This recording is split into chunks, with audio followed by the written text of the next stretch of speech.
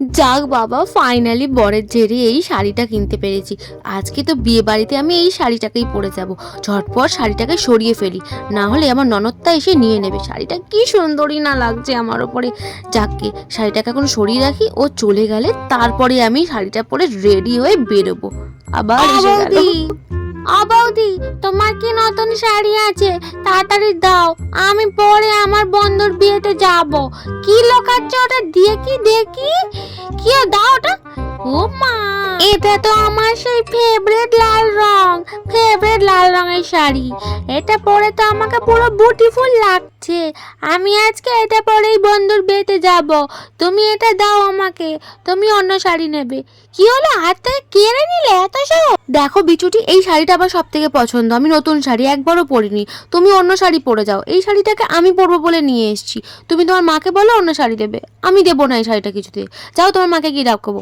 আমার হাত থেকে কেড়ে নিলে তো আমি যাচ্ছি মাকে ডাকতে।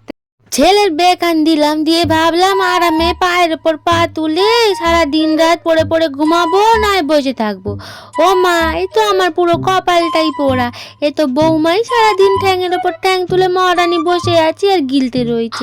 ঘরে সব কাজ আমাকেই করতে হচ্ছে, সারা জীবনই কাজ করে গেল। লাল শাড়ি আছে, আমি চাইছি, শাড়িটা আমাকে দিচ্ছে না। তুমি চলো না মা, চেয়ে দেবে, ঝগড়া করবে, চলো।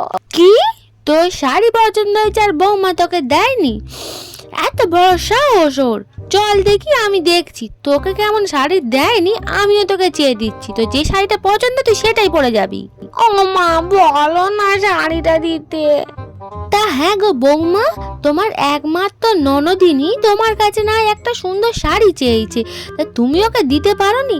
তোমার তো 10টা না 5টা না একটা মাত্র ননদিনী, তার প্রতি তোমার হিংসে। তুমি চুপ করে শাড়িটা ওকে এক্ষুনি দিয়ে দাও। কিন্তু মা, ওটা তো আমি পরবো। চুপ, একদম চুপ, মুখে মুখে কোনো চোপা চাই না। চুপচাপ ওকে শাড়িটা দিয়ে দাও, আর তুমি অন্য শাড়ি পরে যাবে। নে মা, নে, তুই শাড়িটাকে পরবি, পরে তুই সুন্দর লাগবি। আমার মিষ্টি সুন্দরী মেয়ে, তোমায় তো সব থেকে সুন্দর লাগে। আমার মেয়ের মুখে মুখে কোনোদিনও না বলবে না, যা চাইবে দিয়ে দেবে। যেমন শয়তান মত আর তেমন শয়তান মেয়ে।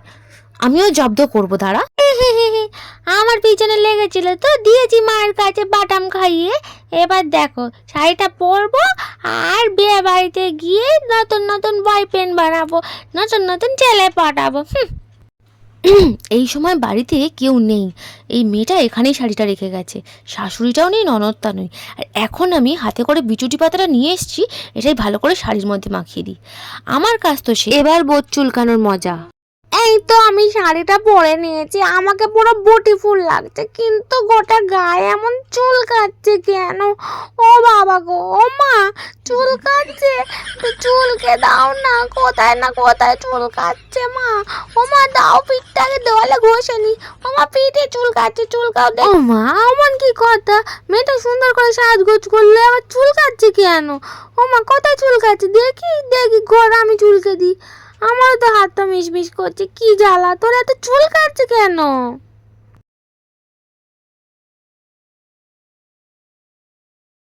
আর পড়বি আমার জিনিস? এবার নে, চুলকে মর। আমি তো যাবো এবার সেজে গুজে বিয়ে বাড়ি। বড় মামের ইচ্ছা ছিল না বিয়ে বাড়ি খাওয়ার, নে এবার চুলকে চুলকে বিয়ে বাড়ি খা।